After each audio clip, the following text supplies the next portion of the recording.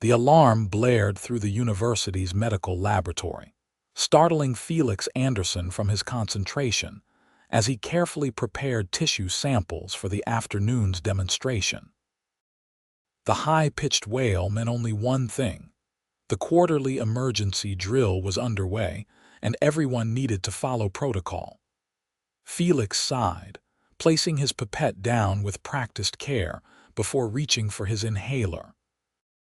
The stress always triggered his asthma, and he'd learned long ago to preempt an attack rather than suffer through one. Humans, please proceed to designated safety zones. This is not a drill, announced the automated system, its synthetic voice echoing through the pristine white corridors. Felix frowned. Not a drill. That was new. He pocketed his inhaler and headed toward the exit, joining the stream of his fellow human exchange researchers and staff members moving briskly through the halls of Galactic University's Medical Sciences building. The humans, all 23 of them on campus, were directed to the central atrium, a vast open space with a transparent dome ceiling that displayed the purple-tinged atmosphere of Centauri Prime, the leading educational planet in the Galactic Confederation. Felix had been here for 3 Earth years now, participating in the first ever human-alien scientific exchange program. "What's happening?" Felix asked Dr. Mira Takano, a neurologist from Japan who had arrived 6 months after him. "Apparently one of the Arcturian students brought back some kind of pathogen from their home world," she whispered. "They're separating species to check for cross-contamination risks."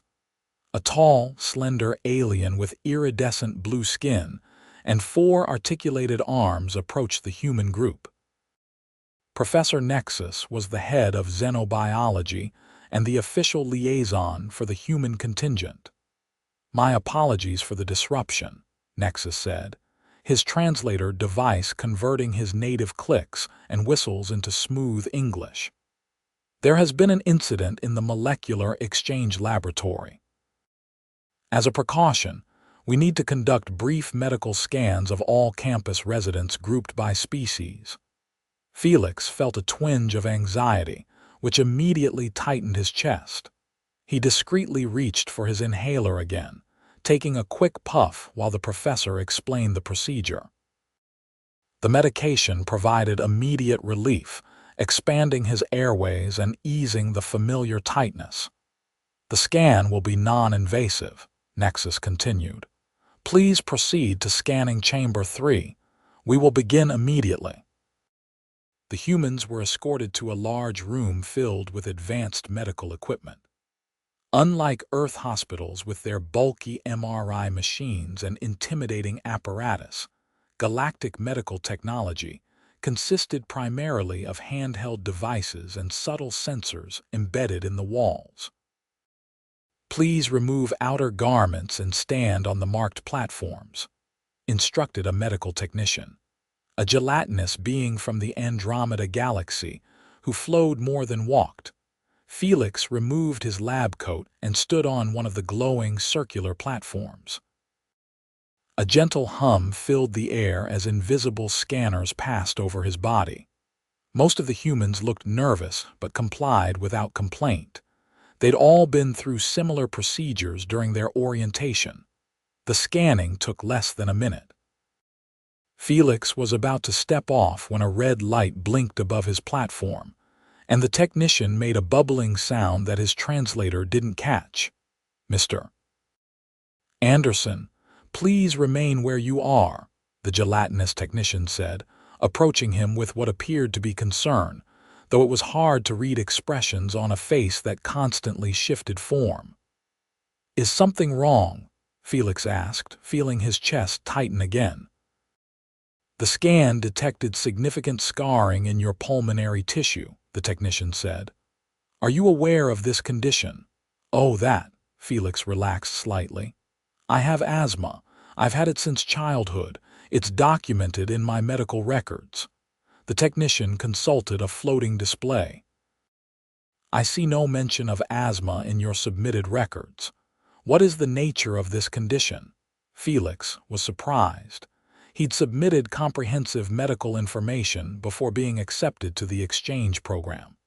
It's a chronic respiratory condition. My airways get inflamed sometimes, making it difficult to breathe. I take medication for it. He patted his pocket where his inhaler rested. Interesting. The scan shows extensive scarring beyond what would be expected from simple inflammation. Please wait here.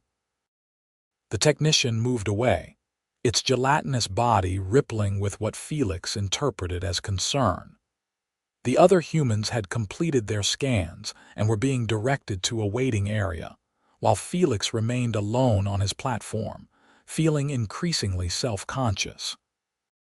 After several minutes, Professor Nexus returned, accompanied by 3 young aliens Felix recognized as senior medical students approximen with delicate tendrils framing a diamond-shaped face, a stout Rigelian with mottled orange skin, and a tall, willowy Lyran whose translucent skin revealed the outline of a dual circulatory system. "Mr. Anderson," Nexus began, "these are our top xenopulmonology students. Your scan has revealed something quite unusual, and with your permission, we would like to discuss your condition as a potential educational case study." Felix shifted uncomfortably. "Is this really necessary? I've had asthma my whole life. It's well managed." The proximan student, who introduced herself as Alara, stepped forward. "We've been studying comparative respiratory systems across sentient species, and human lungs are already fascinating to us. But yours show adaptive patterns we haven't encountered in our research. May we ask you some questions?" The Rigelian, named Dorn, added eagerly. Felix glanced at his watch. He had a class to teach in an hour, but his curiosity was piqued.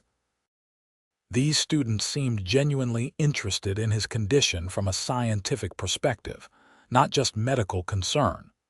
"All right," he agreed. "But can we do this somewhere more comfortable than this scanning platform?" They moved to a small conference room adjacent to the scanning chamber. Felix sat at one end of a curved table, facing the 3 alien students and Professor Nexus.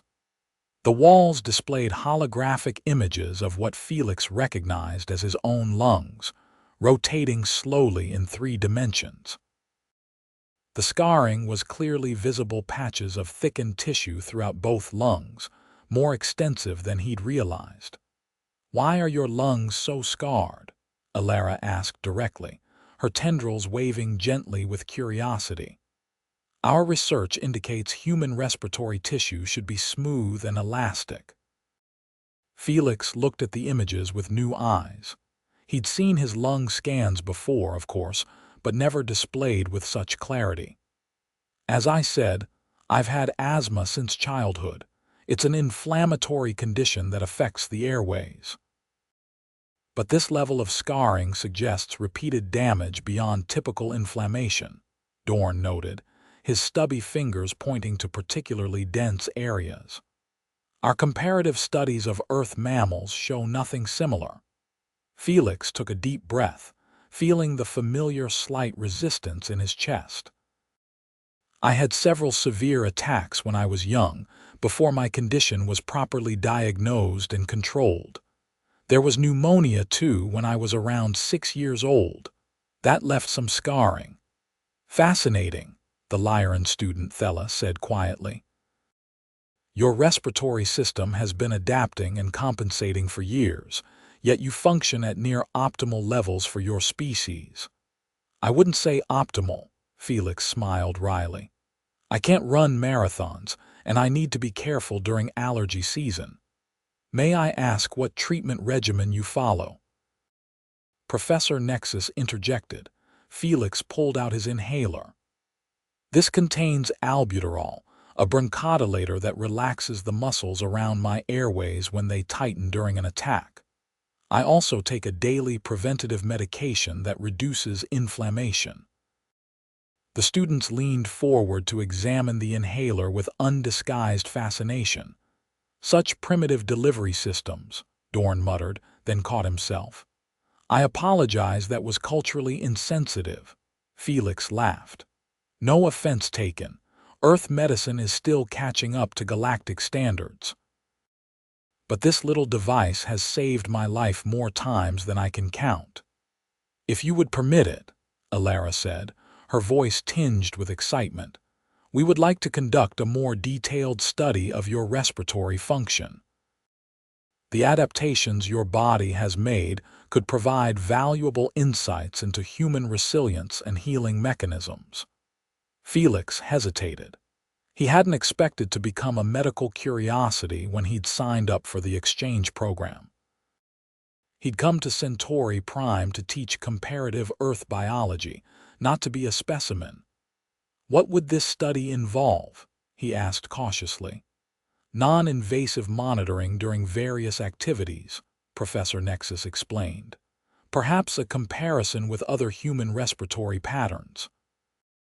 And if you're willing, a trial of our respiratory enhancement therapy, which might actually improve your condition permanently. Felix raised his eyebrows. You can cure asthma. Not cure precisely, Thela said. But our nanopulmonary regeneration techniques have shown remarkable results in repairing damaged lung tissue across multiple species. The possibility was tempting. Felix had lived with asthma for 32 years, managing it effectively but always aware of its limitations on his life. The chance to breathe freely, without the constant awareness of his next dose of medication, was appealing. I'd need to know more about the risks, he said carefully. Of course, Professor Nexus nodded. We can provide comprehensive information.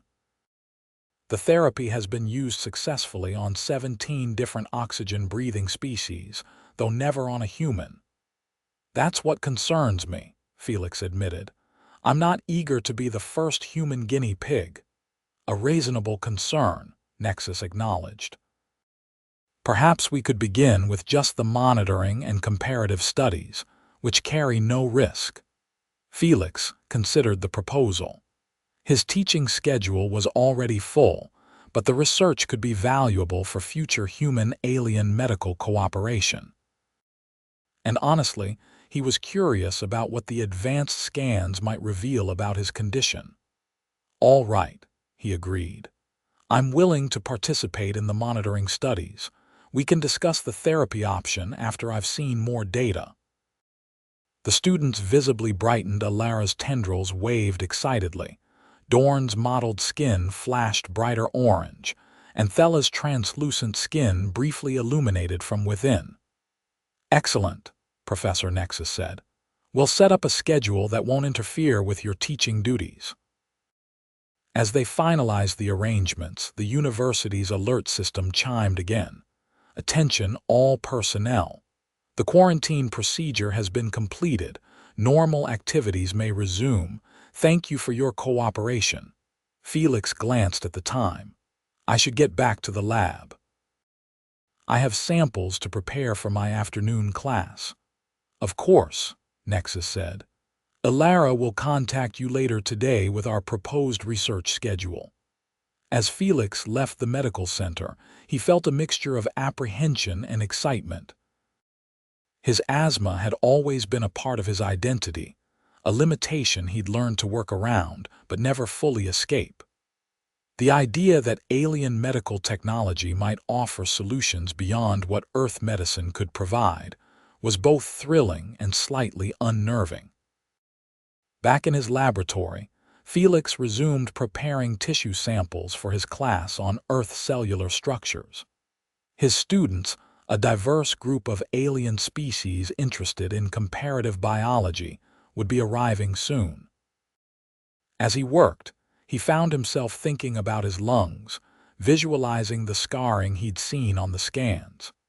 He'd known about the damage, of course, but seeing it displayed so clearly had been sobering.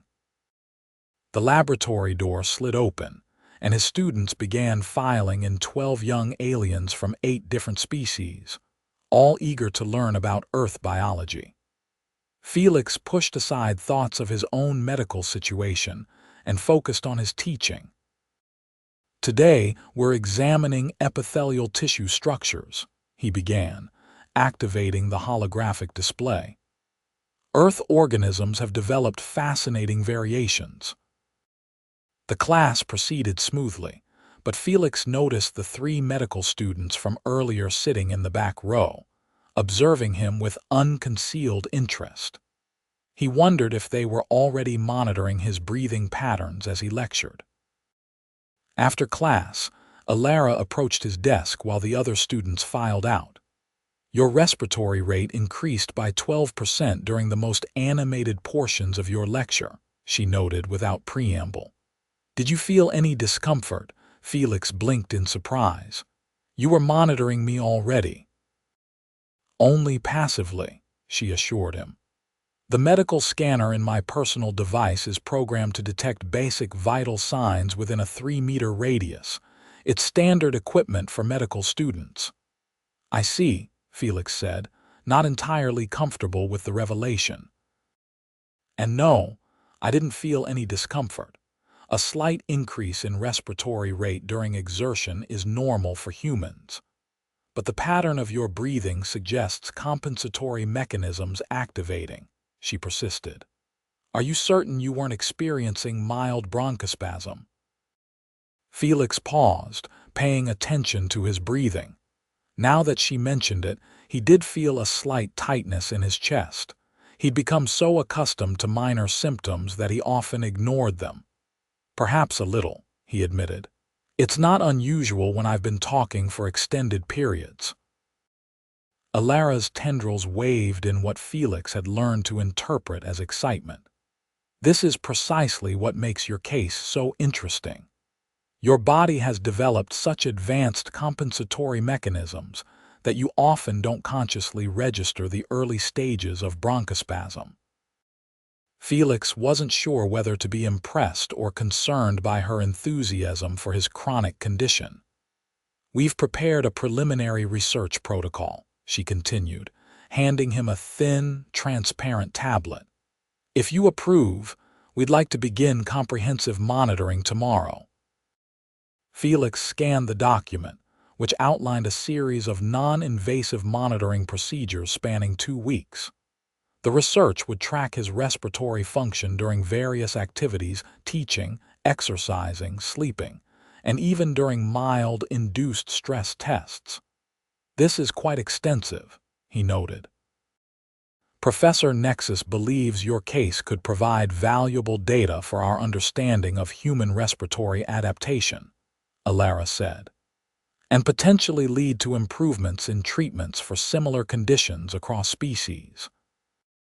The idea that his asthma might somehow contribute to medical advances was appealing. Felix had always tried to find silver linings in his condition. It had, after all, sparked his interest in biology that led to his career. All right, he agreed. But I'd like to discuss any findings with you before they are shared more widely. Of course, Alara said. We'll schedule daily review sessions. The next morning, Felix reported to the medical center before his first class. The 3 student researchers fitted him with monitoring devices, a nearly invisible patch on his chest, and a slim bracelet that continuously measured his blood oxygen levels, heart rate, and other vital signs.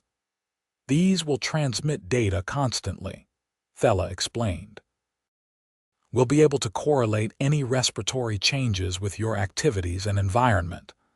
Will I need to do anything special? Felix asked. Just go about your normal routine, Dorn said, though we'd like you to log any medication use or symptoms you notice. The first few days of monitoring passed uneventfully. Felix taught his classes, worked in the lab, and participated in faculty meetings, occasionally aware of the subtle presence of the monitoring devices, but mostly forgetting they were there. On the 4th day, as he was jogging on the university's exercise track, a concession to human physical needs that had been added after the exchange program began, he felt the familiar tightening in his chest that signaled an impending asthma attack. He slowed to a walk, reaching for his inhaler when Alara suddenly appeared beside him. "Your oxygen saturation has dropped to 92%, she said urgently. "Your bronchial passages are constricting." Felix nodded, already using his inhaler. "It happens sometimes during exercise." "The medication will help in a minute." Alara watched him intently, her tendrils extending toward him as if wanting to help somehow. "The inflammation pattern is fascinating. It begins in the smaller airways and progresses outward." Felix took another puff from his inhaler, feeling the medication beginning to open his airways.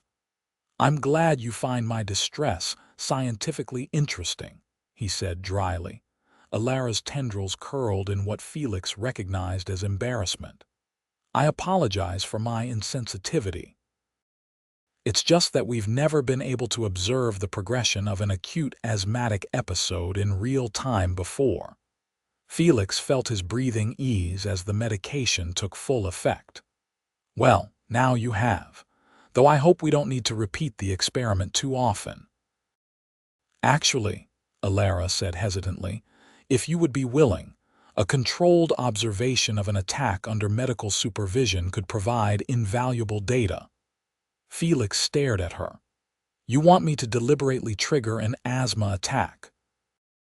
"In a controlled environment with immediate intervention available," she clarified quickly. "It would help us understand the progression and potentially develop more effective treatments." Felix shook his head. "I don't think so. Asthma attacks aren't just uncomfortable, they can be dangerous."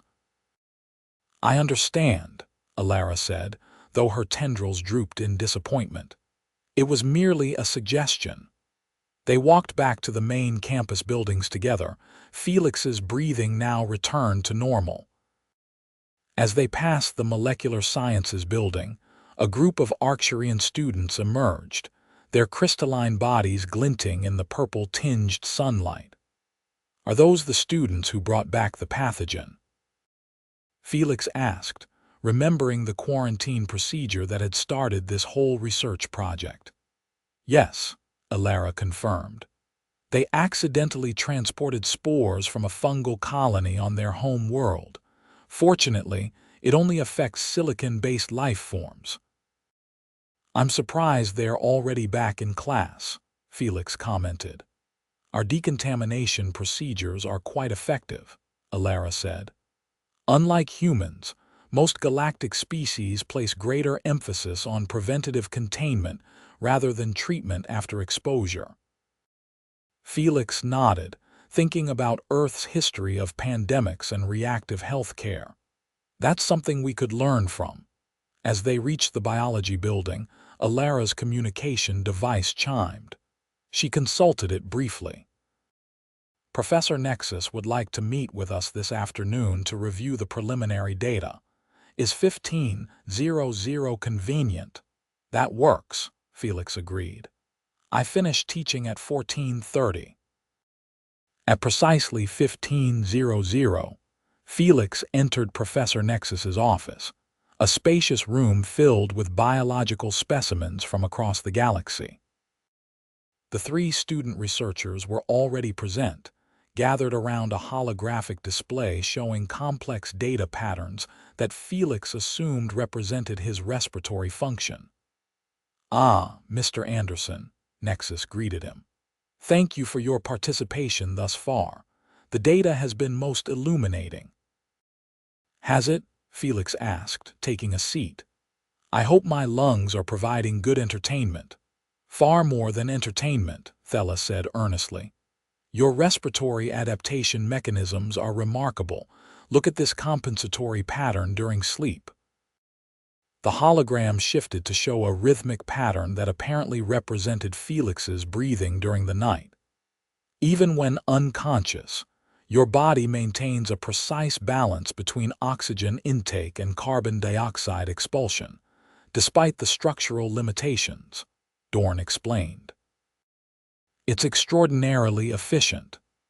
We've never observed such effective adaptation in a respiratory system with this level of structural damage," Alara added, Felix wasn't sure whether to feel proud or objectified. "So what does this mean for your research?" Professor Nexus stepped forward. "It suggests that human respiratory systems have exceptional adaptive capabilities. More importantly, it raises interesting questions about the potential for regenerative therapy." "You mentioned that before," Felix said. "Some kind of nanopulmonary treatment." "Yes," Nexus confirmed.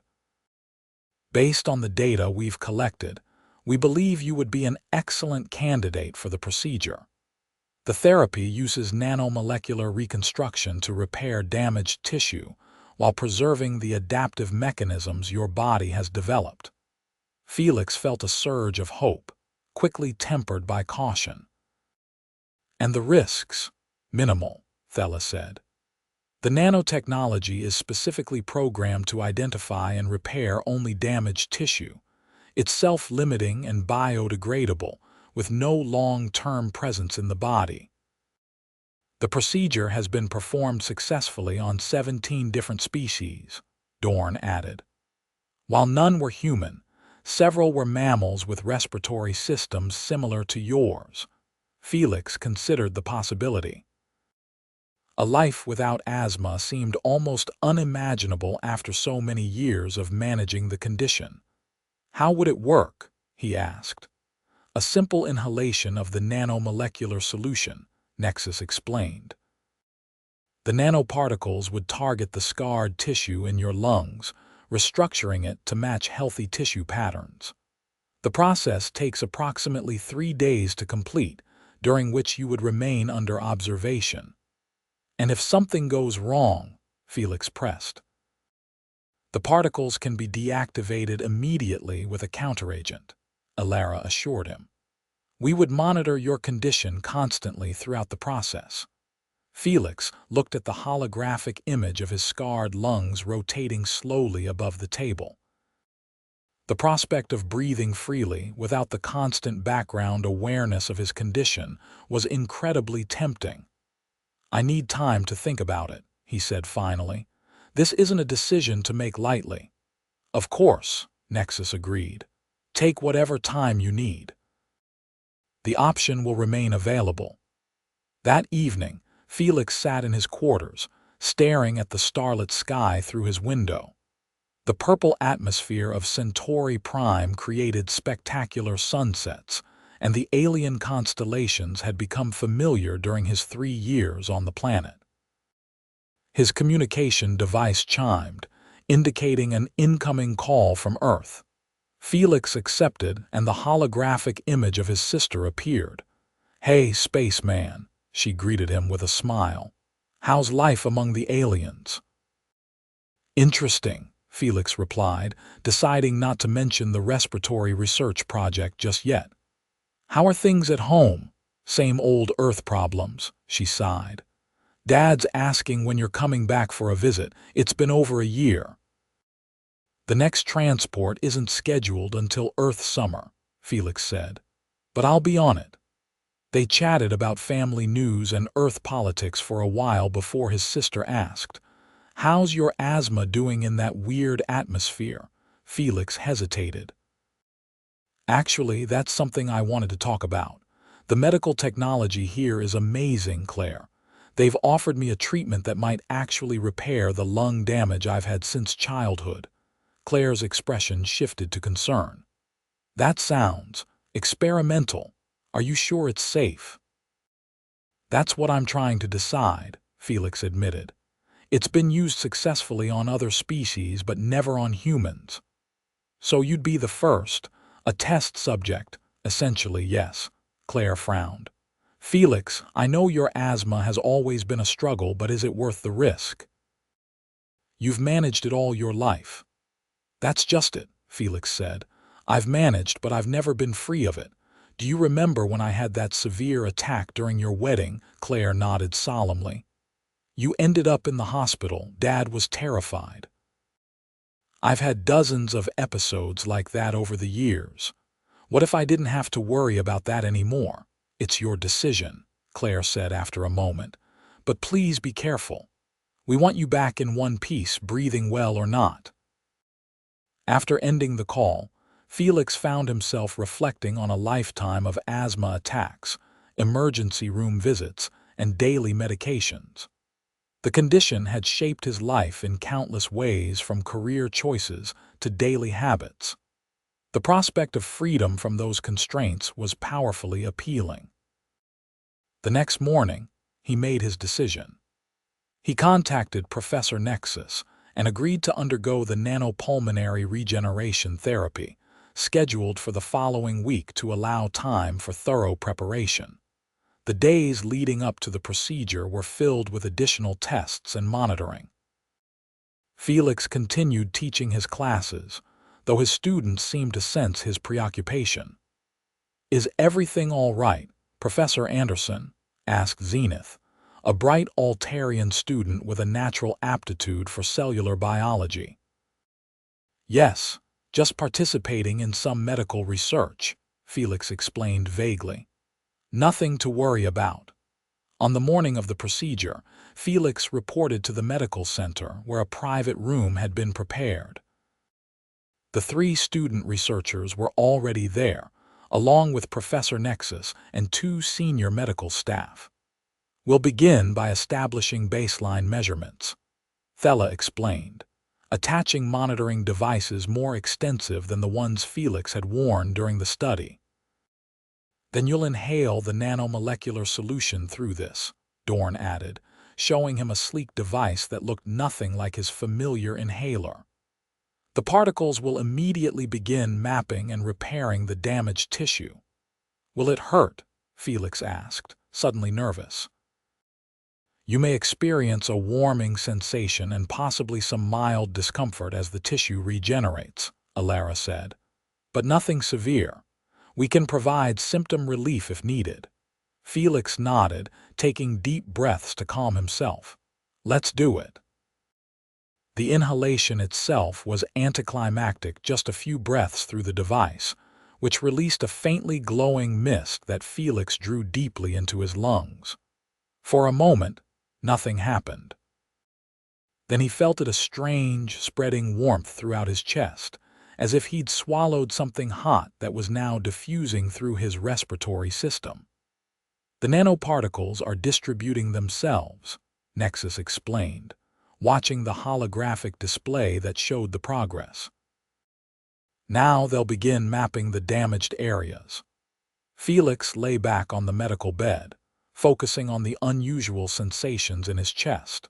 It wasn't painful, exactly, but definitely strange, a tingling heat that spread through his bronchial passages and deeper into his lung tissue. "Try to relax," Alara suggested. "The initial mapping phase takes about 2 hours. After that, the repair work begins." Felix closed his eyes, trying to distract himself from the increasingly odd sensations. The tingling had intensified, and he could feel a subtle vibration throughout his chest with each breath. "Your oxygen saturation is increasing already," Dorn noted excitedly. "The particles are optimizing gas exchange even before the major repairs begin." As the hours passed, the sensations changed. The warmth became more localized, concentrating in areas that Felix assumed corresponded to the worst scarring. Occasionally, he felt a sharp twinge that made him gasp, but it quickly subsided. "That's the nanoparticles restructuring the collagen fibers," Thella explained after one such episode. "They're essentially unwinding the scarred tissue and rebuilding it with the correct cellular architecture." By evening, Felix was exhausted but fascinated by the process. The holographic displays showed real-time images of his lungs, with the damaged areas gradually changing color as the repairs progressed. "The first phase is approximately 30% complete," Nexus informed him. "You should try to sleep now. The process will continue overnight." Despite the strange sensations, Felix managed to fall into a deep sleep, waking occasionally when a particularly intense burst of activity in his lungs disrupted his rest. Each time, he found one of the researchers monitoring his progress, offering reassurance and explaining what was happening. By morning, Felix noticed a significant difference in his breathing.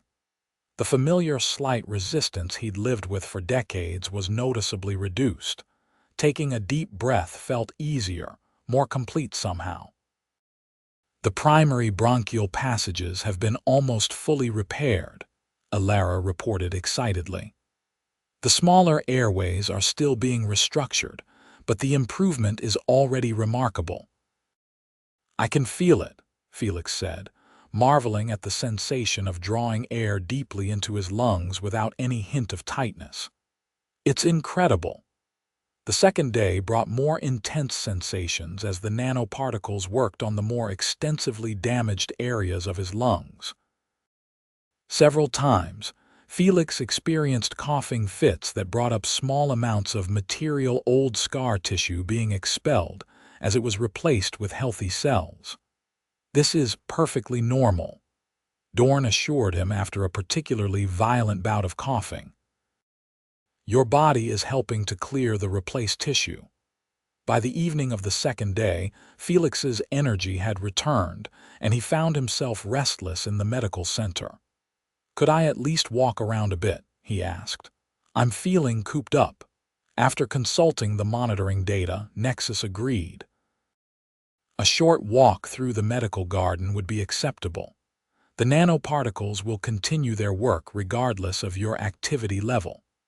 The medical garden was a peaceful space at the center of the facility, filled with healing plants from across the galaxy. As Felix walked slowly among the exotic vegetation, breathing deeply and marveling at the increasing ease of each breath, he noticed Alara following at a discreet distance, monitoring device in hand. You don't need to shadow me, he called to her. I promise not to run away. She approached, her tendrils waving in what Felix now recognized as embarrassment. I apologize, we're just being cautious. I understand, Felix said, and I appreciate all you're doing. This is transformative. Your response to the treatment has exceeded our expectations, she admitted. The adaptation rate is remarkable. Human tissue seems particularly receptive to the nanomolecular restructuring. Lucky me, Felix smiled. How much longer will the process take? Another day should complete the primary repairs.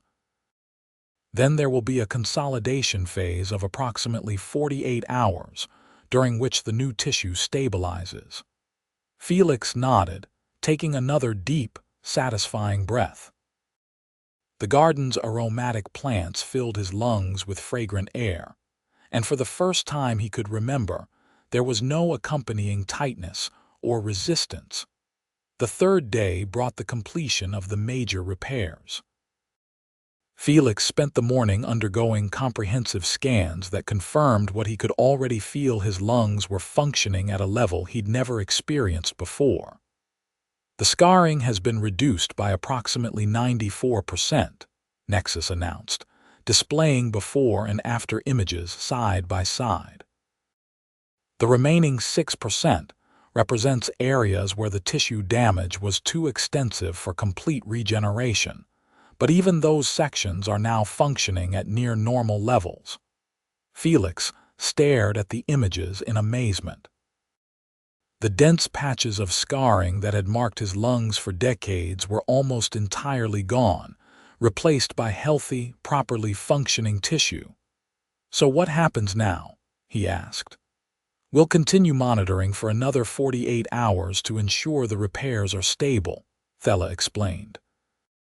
Then you'll be able to resume normal activities, though we'd like to conduct follow-up assessments weekly for the first month.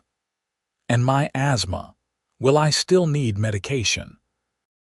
The three students looked at each other, then at Professor Nexus, who answered, The structural damage that contributed to your asthma has been largely repaired. However, asthma also involves immune system responses and nerve sensitivity. We've addressed the physical component, but you may still experience some symptoms under certain conditions. But likely much less severe, Alara added quickly. The improved lung function should significantly reduce your vulnerability to attacks. Felix nodded, understanding. It wasn't a complete cure, but it represented an improvement beyond anything Earth medicine could currently offer. The following 2 days passed uneventfully as Felix's body adjusted to the repaired lung tissue. He was allowed to return to his quarters, but continued wearing monitoring devices that transmitted data to the medical team. On the morning he was officially cleared to resume normal activities, Felix decided to test his new capabilities. He went to the university's exercise track and began jogging, something that had always triggered his asthma within minutes. To his delight, he completed 2 full circuits without any tightness or wheezing. Emboldened, he increased his pace, pushing himself harder than he dared in years. After 5 circuits at a fast run, he finally stopped, breathing hard but without the familiar constriction. His lungs worked as they should, taking in oxygen and expelling carbon dioxide efficiently even under exertion. "Impressive performance," came a voice behind him. Felix turned to see Professor Nexus, who had apparently been observing his exercise test. "It's amazing," Felix said, still catching his breath but without reaching for his inhaler. "I haven't been able to run like that since I was a child, before my first severe attack."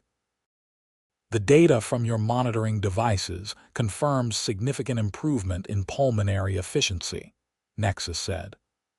"Oxygen uptake has increased by 27%, and your recovery rate from exertion is 40% faster than your baseline measurements." "In other words, I can breathe like a normal person," Felix grinned. "Better than normal, actually," Nexus corrected. "The nanomolecular restructuring optimized gas exchange beyond typical human parameters. Your lungs are now functioning at approximately 115% of standard human efficiency." Felix laughed in disbelief. "So I went from impaired to superhuman." "I wouldn't go that far," Nexus said with the equivalent of an alien smile, "but certainly to the upper end of human respiratory capability." In the weeks that followed, Felix adjusted to his improved condition. He continued teaching his classes, but also participated in ongoing research with the xenopulmonology team, allowing them to document his progress and the long-term effects of the treatment. The most significant change was psychological: the freedom from constant awareness of his breathing, the ability to engage in physical activities without planning for potential asthma attacks, the simple pleasure of taking deep, unrestricted breaths. 6 weeks after the procedure, as Felix was reviewing data with the research team, Professor Nexus made an unexpected announcement. "The Galactic Medical Council has reviewed our findings from your case, Mr. Anderson, and they are extremely interested in the implications for interspecies medical treatments. They've approved funding for a dedicated research initiative focused on adapting the nanopulmonary technology for human use." "That's wonderful news," Felix said. "Will this eventually be available on Earth?" "That's our hope," Nexus confirmed. "We've already begun discussions with Earth's World Health Organization about a potential collaboration. The regulatory process will take time, but within a few years, this treatment could be helping millions of humans with respiratory conditions." Felix felt a surge of pride and satisfaction. His participation in the research would have benefits far beyond his personal experience. "I'd like to continue being involved," he offered. "My background in biology and personal experience with the treatment could be valuable as you develop protocols for human patients." "We were hoping you'd say that," Alara said, her tendrils waving happily. "The research team would benefit greatly from your insights."